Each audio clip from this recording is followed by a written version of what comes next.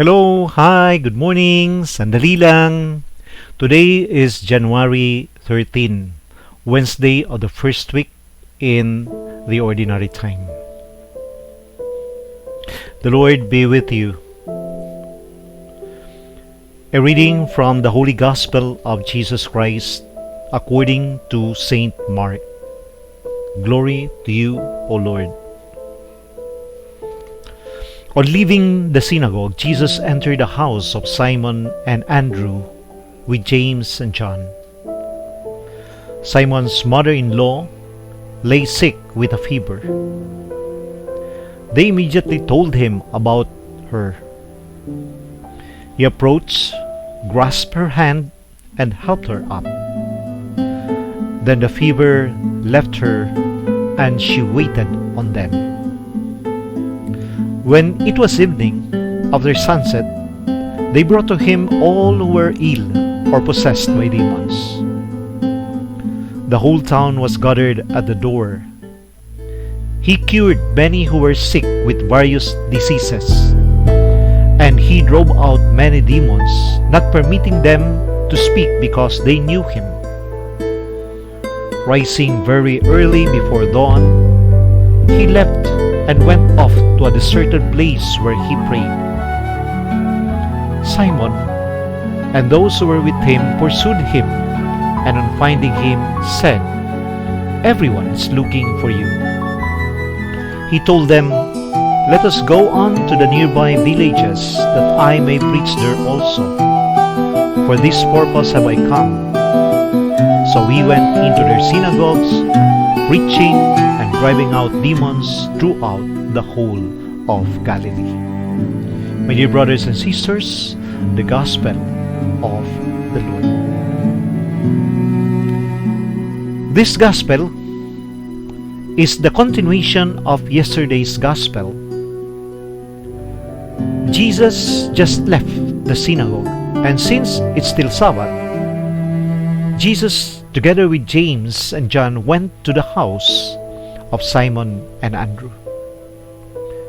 And Jesus encountered the mother-in-law of Peter, who was sick with fever. Therefore, Jesus approached, grasped her hand, and helped her up.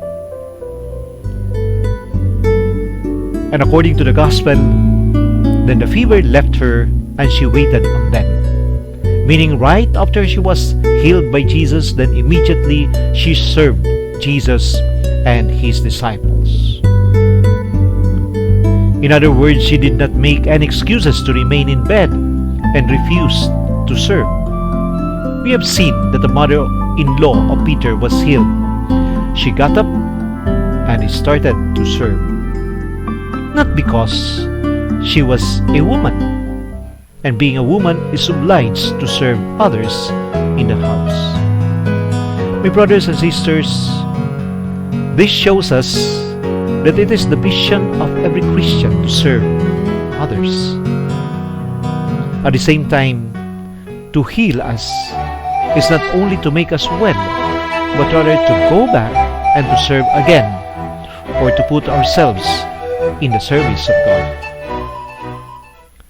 Secondly, in the Gospel, we have seen that people started to come to the house where Jesus was, assuming that the Sabbath has already ended and people can start walking for a longer period of time and could start working.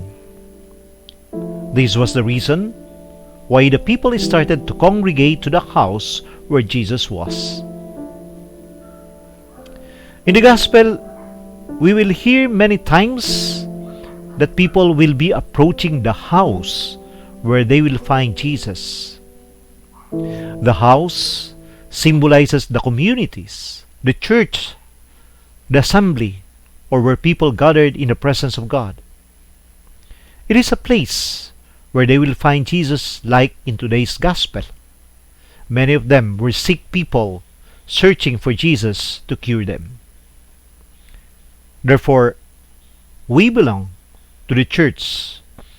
When we receive our baptism, we were counted as members of the church.